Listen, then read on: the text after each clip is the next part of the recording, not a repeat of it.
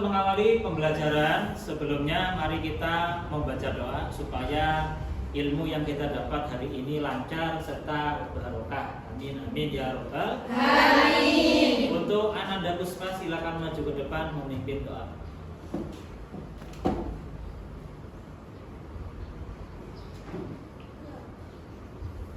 Sebelum kita memulai pembelajaran hari ini, marilah kita berdoa terlebih dahulu. Berdoa mulai.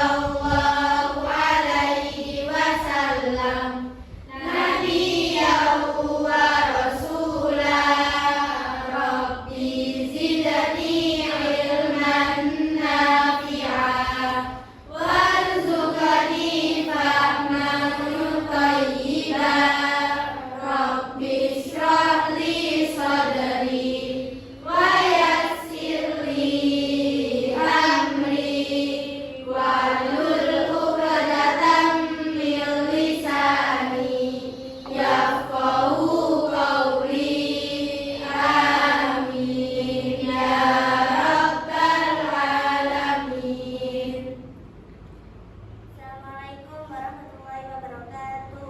Waalaikumsalam warahmatullahi wabarakatuh. Masuk semua ya hari ini? Ya, masuk. Kalau masuk semua, coba saya absen.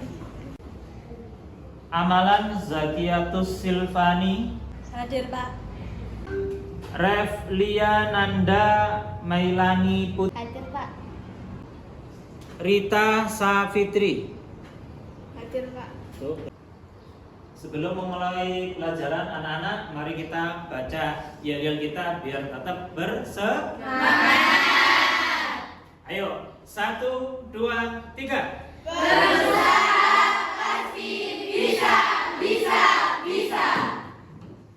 Sip, kompak. Sebelum mengawali pembelajaran, untuk pembelajaran sebelumnya mungkin ada yang masih ingat atau ada yang bisa menjelaskan pembelajaran sebelumnya? Saya Pak, kemarin mempelajari tentang macam-macam najis, yaitu najis mukhafafah, najis mutawasito, dan najis mughaladzah. Ya, betul sekali. Terima kasih atas jawabannya. Mari kita beri apresiasi dengan tepuk tangan. Ya anak-anak, sebelum kita memulai pembelajaran tentang bab fikih atau bab hadas, ini ya, diperhatikan untuk tujuan pembelajaran kita hari ini. Yang pertama, kalian bisa menjelaskan pengertian hadas. Jadi apa yang dimaksud hadas itu pengertiannya bisa mengetahui. Yang kedua, bisa menyebutkan macam-macam hadas. Ya. Dan yang ketiga, menguraikan sebab-sebab terjadinya hadas seperti buang angin, buang air kecil, buang air besar, dan yang lain-lain. Ya. Dan yang keempat, menerapkan tata cara bersuci dari hadas. Ya, bagaimana cara kalian menghilangkan setelah buang air kecil, buang air besar itu bagaimana? Dan yang kelima, memperagakan tata cara bersuci dari hadas. Jadi nanti bagaimana kalian memperagakan tayamum kalau tidak ada air, memperagakan wudhu, ya kecuali tidak memperagakan mandi ya hadis besar. Itu tidak perlu diperagakan di sini. Yang keenam, bisa menyimpulkan tata cara bersuci dari hadas. Ya, paham? Ya anak-anak, sebelum kita mulai pembelajaran, untuk kegiatan literasi membaca LKS dari halaman 4 sampai halaman 6. yaitu bab najis, bab najas, bab hadas atau macam-macam hadas. Sampai juga yang ketiga sebab-sebab hadas. Saya beri waktu 5 menit dari sekarang. Silakan dibaca.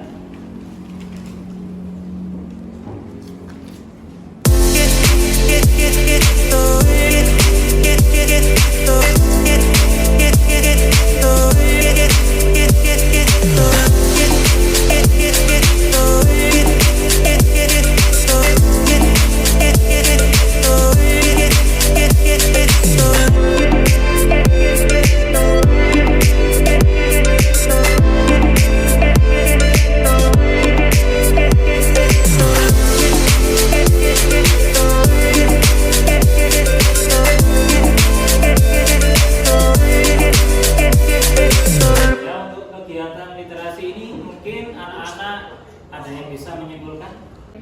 Saya, Pak. Ya. Hadas ialah perkara yang menyebabkan seorang wajib wudu atau mandi. Sebab-sebab hadas keluarnya sesuatu, hilangnya akal. Hadas ada 2, yaitu kecil dan besar. Ya, terima kasih atas jawabannya Andan dan Dinil. Mari kita beri apresiasi dengan tepuk tangan.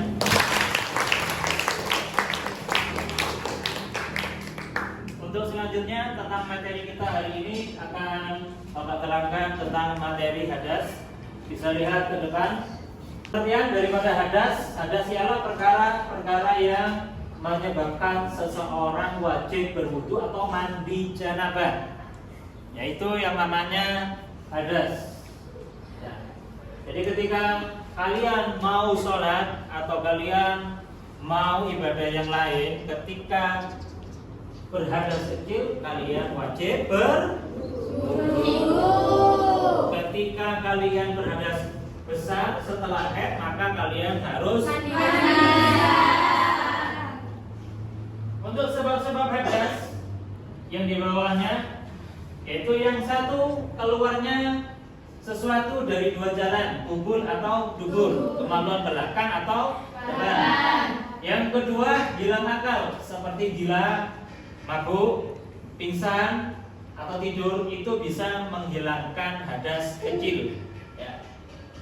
Terus yang ketiga adalah menyentuh kemaluan dengan telapak tangan, baik milik sendiri atau milik orang lain, tanpa penghalang. Ingat ya, menyentuh kemaluan dengan telapak tangan. Ini telapak tangan ya. Ya. Yang bukan telapak tangan itu pokoknya yang telapak tangan. Yang bukan telapak tangan ini yang bukan. Ya, sela-sela jari ini bukan telapak tangan. Jadi ketika kalian menyentuh kemaluan dengan sela-sela telapak jari itu, maka hukumnya tidak membatalkan wudu. Ya. Dan yang selanjutnya adalah bersentuhan dengan lawan jenis. Ya. Ada memang berpendapat seperti Imam Malik, bersentuhan dengan lawan jenis itu tidak membatalkan wudu, tapi tetap tidak boleh hukumnya. Colek-colek temannya yang laki-laki mencolek-colek teman-teman perempuan, tidak boleh.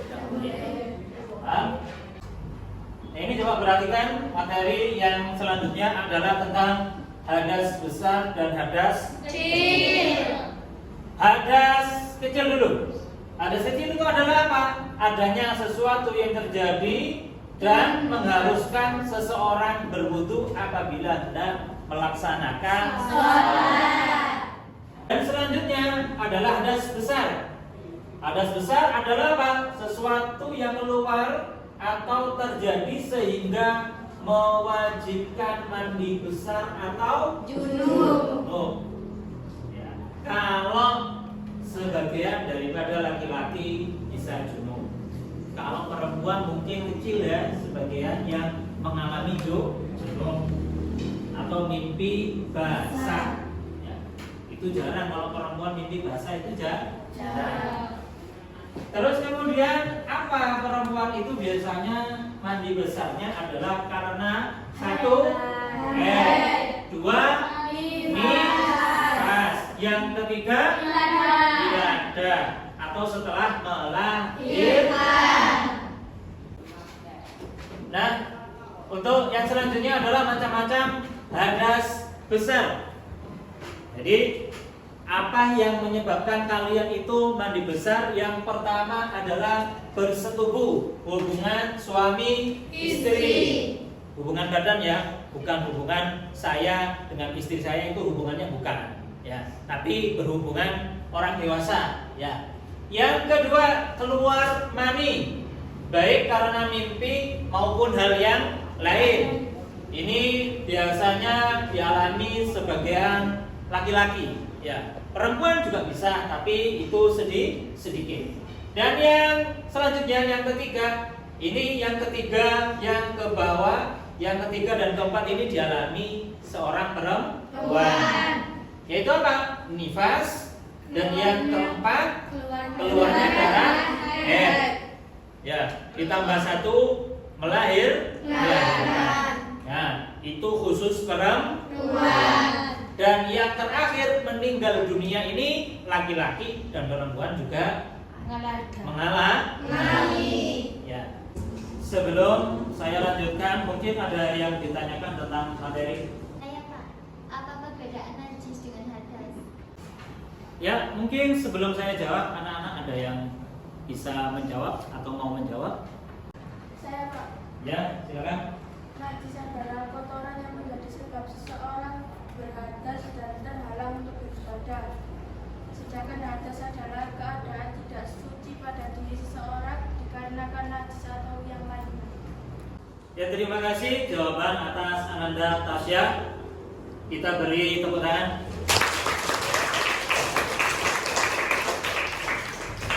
Benar ya apa yang dijawab tadi tentang pengertian najis dan hadas.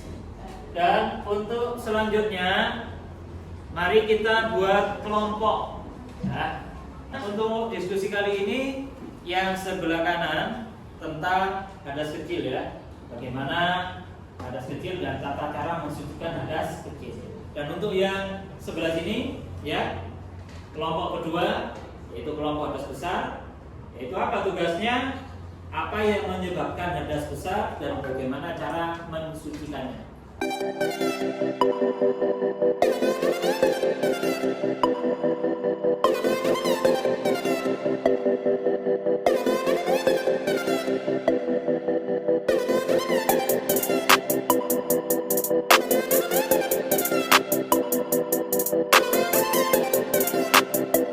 Ya anak-anak, untuk diskusi kali ini mungkin kelompok 2 bisa menyimpulkan dari hasil diskusinya.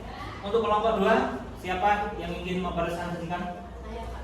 Ya, silakan. Macam-macam hadas besar. Yang pertama, bersetubuh atau hubungan suami istri. Yang kedua, keluar mani baik karena mimpi maupun hal lain. Yang ketiga, nifas. Yang keempat, keluar darah haid. Yang kelima, meninggal dunia. Dan cara mensucikannya itu dengan mandi besar. Kami, assalamualaikum warahmatullahi wabarakatuh. Waalaikumsalam warahmatullahi wabarakatuh. Ya, kita beri tepuk tangan untuk kelompok 2.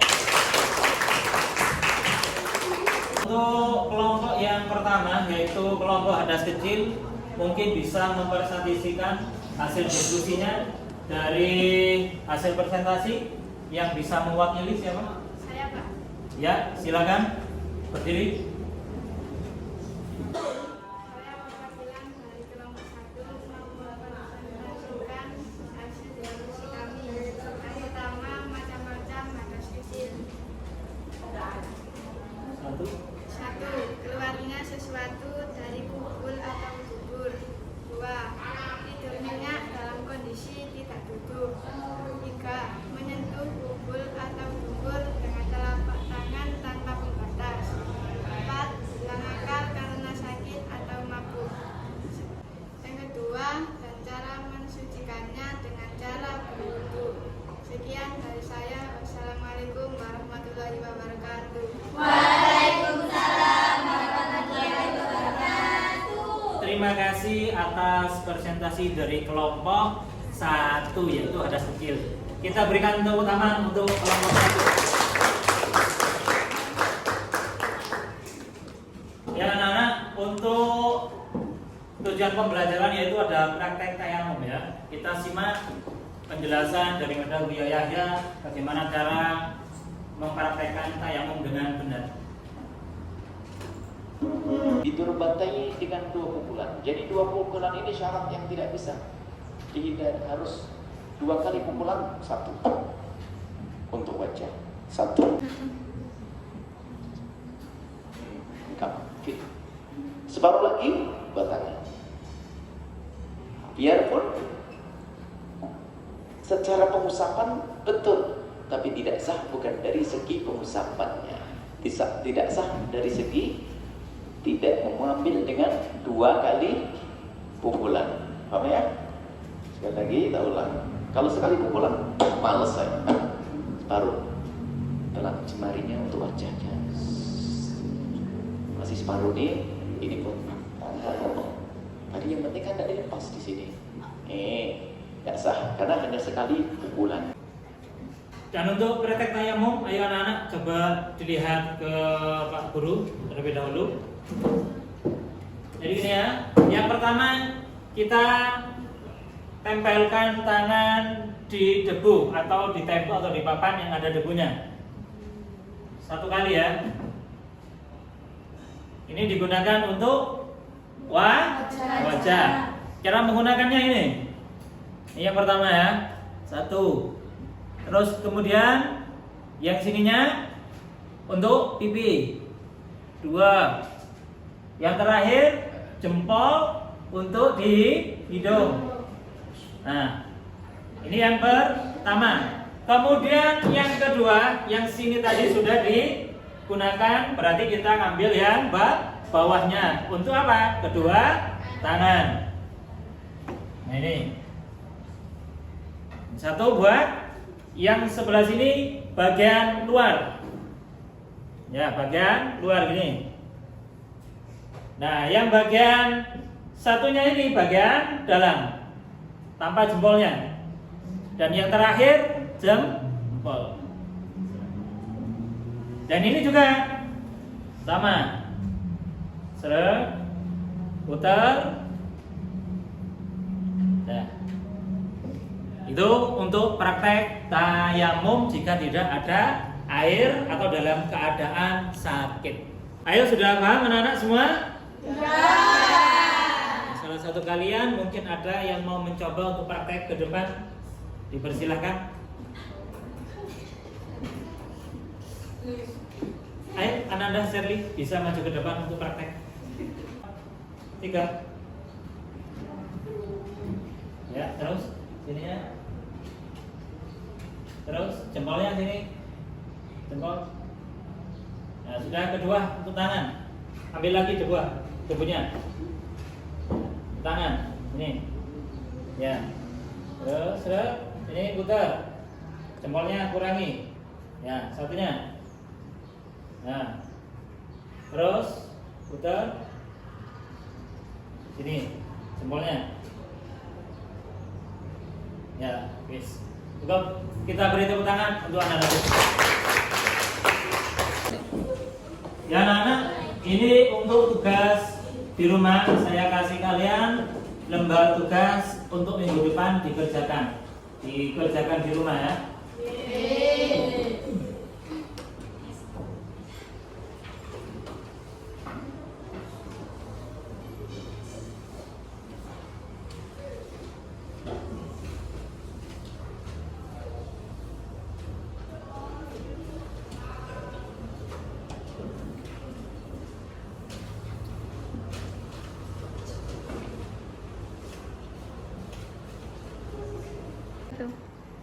Ya, untuk pertemuan kali ini bisa Bapak saya akhiri. Sebelum Bapak akhiri, untuk kalian yang di rumah selalu belajar ya, dan tingkatkan beribadah kepada Allah, selalu menjalankan sholat 5 waktu, diperhatikan wudunya supaya sholatnya sah dan ibadahnya bisa diterima.